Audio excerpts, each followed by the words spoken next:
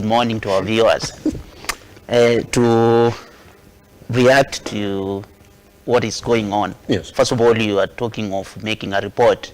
My guess would be that we are going to have two reports. We are going to have a minority report and we are going to have a majority report after the end of the discussions that are going on at Bomas. Because from the look of things, even a casual observer would easily tell that there are two sides of that so-called bipartisan committee. Yes. You see? And most of people who make appearance at before the committee, you could see that even the members of the committee are taking very, very partisan views when it comes to questioning and what I would call cross-examination. For example, yesterday you saw members who appeared to be pushing for audit of the 2022 presidential election results. They were being taken to hard task by members who are leaning on the Kenya Kwanza, or rather Kenya Kwanza members of parliament or members of the committee.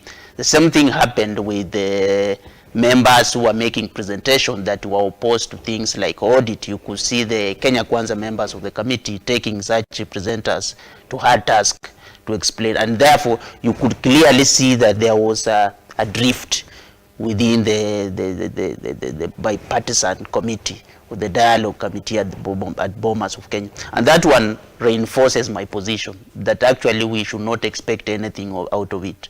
Because first of all, you need to understand that this is just, as they call, national dialogue. It's a kind of national discourse, a forum where people appear to express their dissatisfaction, yes, to express their displeasure with certain things, or to affirm certain things that they are happy about. That we should not expect nothing. We shouldn't expect anything, to be honest. Jackson, with even you, even on the issue of IPC. No. And there is only one issue under discussion. If yes, you are very keen, yes, about what is going on here, the issue is about the outcome of 2022 general election. Forget about these other things which are to flesh it up, like the cost of living and whatnot, the taxation, whatever. All these things are just to give it some fat layer, but some thin layer of it.